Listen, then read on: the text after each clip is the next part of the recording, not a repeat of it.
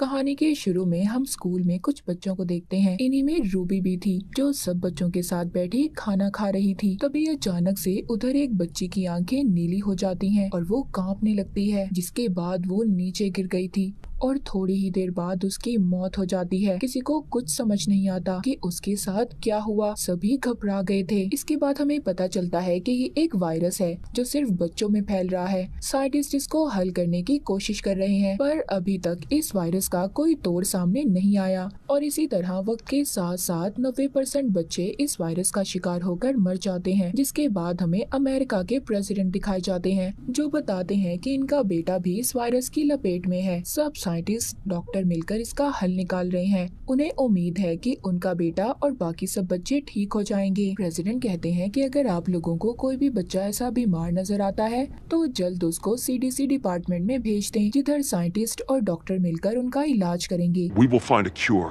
and we will save. अब इन्हीं बच्चों में से रूबी भी थी, जो इस वायरस का शिकार हो चुकी थी। उसका बर्थडे था। उसके मॉम डैड उसको काफी अच्छे से मनाते हैं और उसको बहुत अच्छे अच्छे तोहफे देते हैं, पर साथ ही वो अपनी बेटी की वजह से बहुत ज्यादा परेशान भी थे कि कहीं इस बीमारी की वजह से रूबी को कुछ हो न जाए। अब रात को सबके सोने के बाद रूबी अपनी मॉम के पास आकर बैठ जाती है और उनका हाथ पकड़ लेती है, पर अचानक से उसकी आंखों का रंग ऑरेंज हो जाता है और वो घबरा कर वहाँ से चली जाती है। अब सुबह को जब रूबी अपनी मॉम के पास जाती है तो हैरान कर देने वाली बात ये थी कि उसकी मॉम उसको पहचान ही नहीं पाती। वो अपना रात का तोहफा भी दिखाती है, कहती है ये आपने मुझे दिया था, मैं आप ही की बेटी हूँ। पर उसकी मॉम को उसकी किसी बात पर यकीन नहीं था। उन्हें लग रहा था कि ये कोई बीमार बच्ची है जो पुलिस से बचकर भाग रही है, इसीलिए वो उसको CDC की टीम के हवाले कर देती है। उनकी टीम आकर रूबी को ले जाती है, जहाँ बस में उसके साथ और भी बच्चे थे जो उसकी तरह ही बीमार थे। अब इनको बेस में ले जाया जाता है और लाइन बनाकर इनको अंदर भेजा जाता है, लेकिन तभी उधर एक लड़का गार्ड से बदतमीजी कर रहा था, जिस बात पर गार्ड उसको बहुत मारते हैं। ये देखकर रूबी बहुत ज्यादा डर जाती है। फिर अब इन सब बच्चों को चेकअप के लिए डॉक्टर के पास भेजा जाता है। जब रूबी की बारी आती है, डॉक्टर इसको बताते हैं कि ये बीमारी म्यूटेशन की वजह से आई है, जहाँ पर इंसान की जीन्स में तब्दीली की वजह से, जो इंसान को कुछ और ही बना देती हैं, और इससे सब बच्चों में खास किस्म की पावर्स ताकतें आ रही हैं। पर ये सब में एक जैसी नहीं है, हर बच्चा अलग पावर रखता है और इसीलिए हमने कलर्स, सब रंगों के नाम पर उनको नाम दिया है। सबसे पहले आते हैं ग्रीन, सब्ज, जो सबसे ज्यादा ज़हीन होते हैं, फिर ब्लू, नीले, जिनके पास किसी भी चीज को उठाने की ताकत हो, फिर आते हैं गोल्डन, जो बिजली को कंट्रोल कर सकते हैं। मगर ये सभी महफूज रंग हैं, पर इन सब में जो सबसे ज्यादा खतरनाक रंग है वो रेड और ऑरेंज है, लेकिन ये बहुत कम पाए जाते हैं। अब डॉक्टर रूबी का टेस्ट शुरू करते हैं। इनको पता चलता है कि रूबी भी ऑरेंज है और अब इसीलिए डॉक्टर एक इंजेक्शन लेकर उसे मारने आने वाले थे। तभी रूबी वहाँ से भागने लगती है, लेकिन डॉक्टर ने उसे पकड़ लिया था। पर रूबी डॉक्टर की आंखों में देखकर उनके दिमाग में ये फिट कर देती है कि रूबी ग्रीन है और डॉक्टर अब उसको ग्रीन क्लियर कर देता है। यानी कि रूबी के पास ये पावर थी कि वो किसी के भी दिमाग को अपने कंट्रोल में करके उसे अपने मुताबिक चला सकती थी, यानी जैसा वो चाहती थी वैसा हो सकता था। फिर इसके बाद सब बच्चों को ग्रीन, गोल्डन और ब्लू कपड़े पहना दिए जाते हैं। इनमें कोई भी रेड और ऑरेंज नहीं था, क्योंकि उन्हें इन्होंने पहले ही मार दिया था। अब वक्त के साथ साथ रूबी थोड़ा बड़ी हो जाती है। वहाँ पर ये ग्रीन बच्चों के साथ रह रही थी। जो काम ज़हीन बच्चे आसानी से कर लेते थे, ये नहीं कर पाती थी क्योंकि ये तो ऑरेंज थी। एक दिन गार्ड को रूबी पर शक हो जाता है। अब खैर इनको वहाँ पर एक आवाज सुनाई जाती है। वो आवाज सिर्फ वहाँ पर रहने वाले खास लोग ही महसूस कर सकते थे, जिनमें पावर्स थी। रूबी भी वो आवाज सुनती है, उससे बर्दाश्त नहीं होती और वो बेहोश हो जाती है। इसको मेडिकल रूम में ले जाया जाता है, जहाँ पर एक डॉक्टर थी जो इसका चेकअप कर रही थी। तभी उधर गार्ड आता है जो कहता है कि मिलने का टाइम खत्म हो गया है। अब वो डॉक्टर एक कागज पर कुछ लिखकर उधर से चली जाती है। रूबी जब उसको पढ़ती है तो उसमें लिखा था कि इनको पता चल गया है कि तुम ऑरेंज हो, इसीलिए अगर तुम अपनी जान बचाना चाहती हो तो दूसरे कमरे में आ जाओ, जहाँ मैं तुम्हारा इंतजार कर रही हूँ। अब रूबी ऐसा ही करती है। वो डॉक्टर के पास जाती है डॉक्टर उसको किसी तरह छुपाकर अपनी गाड़ी तक ले आई थी। तभी जाते हुए एक गार्ड उनको रोक लेता है। रूबी उसके दिमाग को कंट्रोल में करके उससे दरवाजा खुलवा देती है। अब डॉक्टर के साथ ये बाहर आ गई थी। रूबी ने बहुत सालों के बाद बाहर की दुनिया देखी थी। डॉक्टर उसको बताती है कि बाहर की दुनिया में अब बच्चे नहीं हैं, इसी वजह से बहुत कम लोग रह गए हैं, कुछ तो ये शहर छोड़कर ही चले गए हैं। रूबी कहती है मैं अपने मॉम डैड से मिलना चाहती हूँ। डॉक्टर कहती है ये तुम्हारे लिए खतरा हो सकता है। वो इसको एक GPS देती हैं। कहती हैं जब भी तुम कभी किसी मुसीबत में हो तो इसको दबाना, हमें पता चल जाएगा कि तुम कहाँ पर हो। वो ये भी कहती है मैं तुम्हें एक कैंप में ले जा रही हूँ जिधर और भी तुम्हारे जैसे बच्चे हैं जिनको हमने बचाया है। अब डॉक्टर गाड़ी को रोककर अपने साथी से मिलती है। रूबी भी जब उससे हाथ मिलाती है तो वो डर जाती है क्योंकि उस आदमी की यादों में ये देखती है कि बच्चे उससे डरकर भाग रहे हैं। अब खैर रूबी अंदर कपड़े बदलने जाती है तो उधर इसको एक बच्ची मिलती है जो गोल्डन थी। वो इसे देखकर डर जाती है और इस पर अपनी पावर का इस्तेमाल कर बिजली से हमला कर देती है और भाग जाती है। रूबी उस बच्ची का पीछा करती है और गाड़ी में जाकर दरवाजा बंद कर लेती है। रूबी उसे कहती है कि मुझे मदद की जरूरत है। ये सुनकर वो गाड़ी का दरवाजा खोलती है और उसे अंदर बुलाकर छुपा देती है। उधर गाड़ी में दो और लोग भी थे जिनमें से एक का नाम लिएम और दूसरा उसका दोस्त था। वो उनको कहती है मैं ग्रीन हूँ, कुछ लोग मेरा पीछा कर रहे हैं। ये सुनकर वो उसकी मदद के लिए तैयार हो जाते हैं। तभी एक टीम उनका पीछा करती है।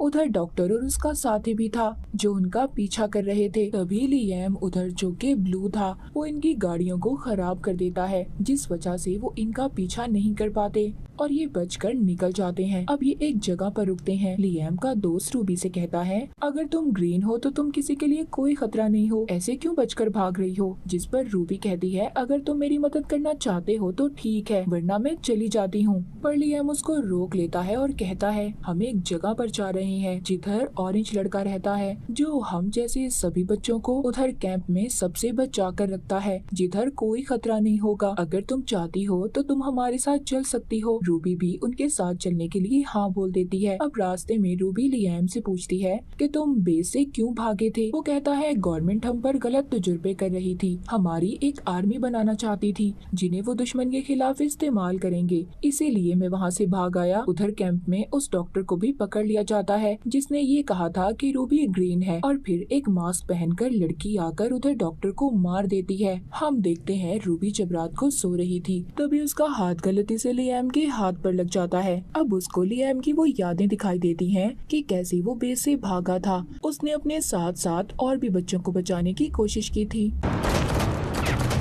पर नहीं बचा पाया। जिसके बाद गोल्डन बच्ची रूबी को अपना एक ड्रेस देती है जिसे पहनकर वो बहुत ज्यादा अच्छी लग रही थी। लिएम भी उसकी तारीफ करता है। तभी उधर दो आदमी इनको बुरी तरह घूरने लगते हैं। रूबी इनके दिमाग को अपने काबू में कर लेती है और फिर जिसके बाद ये लोग अपनी वैन में बैठकर चले जाते हैं जिधर प्रेसिडेंट के बेटे की रिकॉर्डिंग चल रही थी। वो कहता है अगर मैं ठीक हो सकता हूँ तो तुम क्यों नहीं। जिसके बाद ये एक मॉल से बहुत सारी शॉपिंग भी करते हैं क्योंकि वहाँ पर कोई भी नहीं था। पर तभी वहाँ पर कुछ बच्चे इन पर हमला कर देते हैं। गोल्डन बच्ची भी अपनी बिजली जैसी पावर का इस्तेमाल करती है और उन्हें रोक लेती है।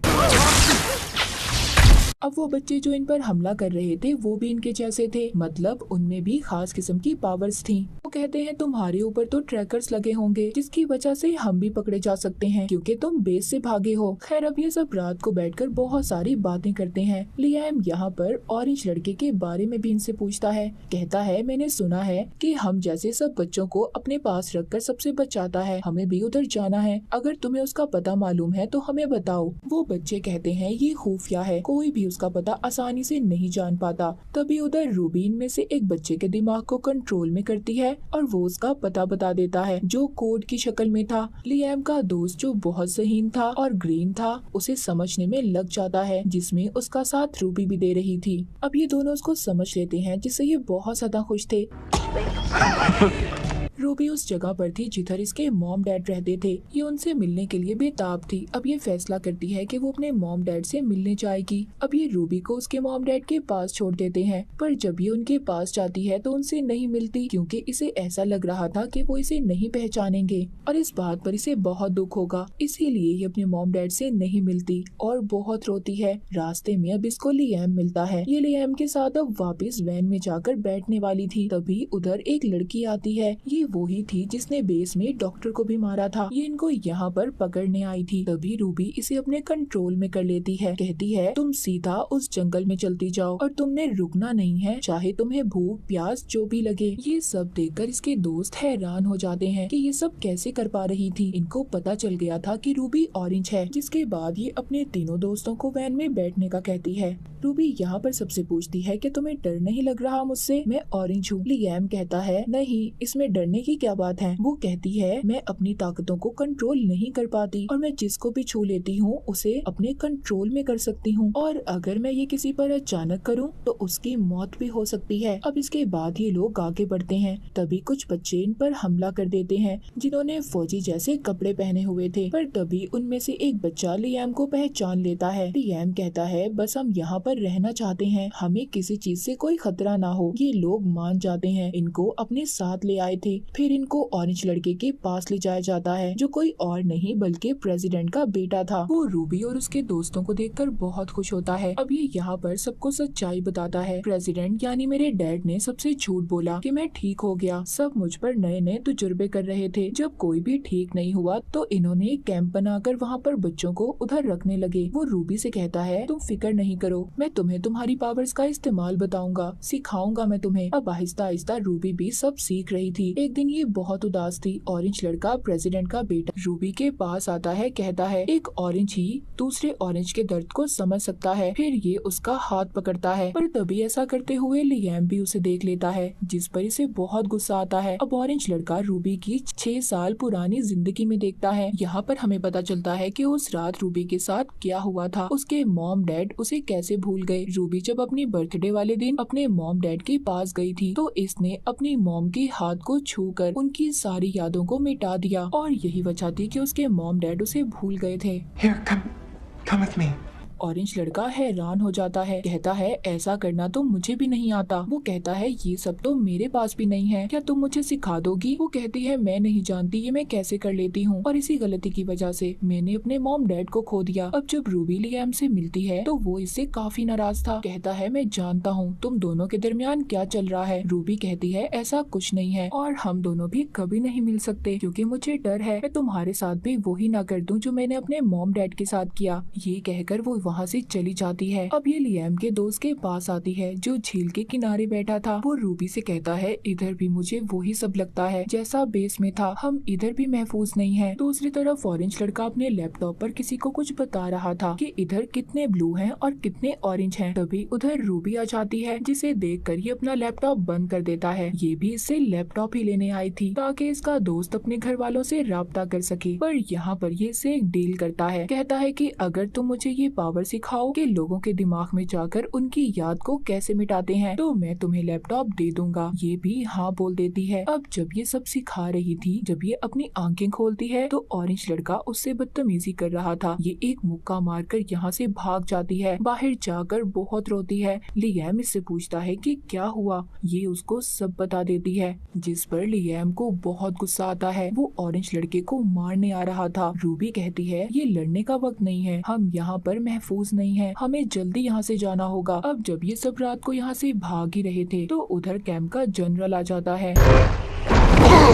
अब ऑरेंज लड़का भी उधर आ गया था। यहाँ पर इन्हें पता चलता है कि ऑरेंज लड़का जो प्रेसिडेंट का बेटा था वो भी बेस के लोगों के साथ मिला हुआ था जो बच्चों की आर्मी बनाना चाहते थे। ये लियाम को अपने कंट्रोल में कर उसे बहुत मारता है, पर तभी रूबी उस जनरल को कंट्रोल में करके उसे मार देती है। गोल्डन लड़की भी अपनी बिजली का इस्तेमाल कर उन पर हमला करती है, जिसके बाद रूबी अपने तीनों दोस्तों को यहाँ से जाने का कहती है और फिर अकेले ही ऑरेंज लड़के का मुकाबला करती है। इसके सभी गार्ड्स को कंट्रोल में करके इन्हें कहती है कि इस पर गन कर लो, पर ये दोबारा उन्हें कंट्रोल में कर उन्हें आपस में ही मरवा देता है। अब रूबी भी उसे कंट्रोल करने की कोशिश करती है पर मामला उल्टा हो गया था। वो लड़का इसको अपने कंट्रोल में कर लेता है। वो कहता है कि मैं तुम्हारे अंदर से सारी उदास कर देने वाली सोचों को निकाल दूंगा, फिर हम दोनों मिलकर दुनिया में राज करेंगे। पर इससे पहले रूबी उसके कंट्रोल में आते हुए हेलीकॉप्टर के पायलट को कंट्रोल करके ऑरेंज लड़के के ऊपर गिरा देती है। उधर दूसरा हेलीकॉप्टर इस पर बॉम्ब गिराता है, पर लियाम के दोस्त ने इसे बचा लिया था, लेकिन अब वो भी जख्मी हो गया था। रूबी को कुछ समझ नहीं आता इसे क्या करना चाहिए। इसको उस डॉक्टर का दिया हुआ GPS याद आता है, जिसने सबसे पहले बेस से निकलने में इसकी मदद की थी। ये उसे दबा देती है। वो डॉक्टर अब अपने साथी के साथ आकर इन्हें बचा लेती है। इनको एक घर में लाया गया था। अब जब रूबी को होश आता है तो वहाँ पर डॉक्टर बताती है तुम्हारा दोस्त हॉस्पिटल में है और लियाम वो यहाँ से जाना चाहता है, वो यहाँ पर नहीं रहना चाहता। डॉक्टर बताती है हम तुम्हारे दुश्मन नहीं हैं, हम बस प्रेसिडेंट को पकड़वाना चाहते हैं, उसका सच सामने लाना चाहते हैं कि वो बच्चों के साथ क्या कर रहा है। हमें इस मिशन में तुम्हारी जरूरत है, तुम यहाँ की लीडर बन सकती हो, पर लियाम तुम्हें अकेला नहीं छोड़ेगा। ये सुनकर अब रूबी लियाम के पास जाती है और उससे मिलती है। आखिरकार वो उसके करीब आ जाती है और आहिस्ता आहिस्ता उसके दिमाग से सारी यादों को निकाल देती है ताकि वो यहाँ से जा सके, उसकी जान को खतरा ना हो। अब जब लियाम की पुरानी यादें जा चुकी थी, वो डॉक्टर से पूछता है कि मैं कहाँ पर हूँ, जिस पर वो कहती है तुम हमारे पास हो, अगर जाना चाहते हो तो जा सकते हो। लियाम अब वहाँ से अपने घर की तरफ चला जाता है। रूबी को ये देखकर बुरा लग रहा था, उसे दुख हो रहा था कि वो उसे भूल गया है। उधर दूसरी तरफ ऑरेंज लड़का दिखाया जाता है जो अभी भी जिंदा था। उसके सामने उसकी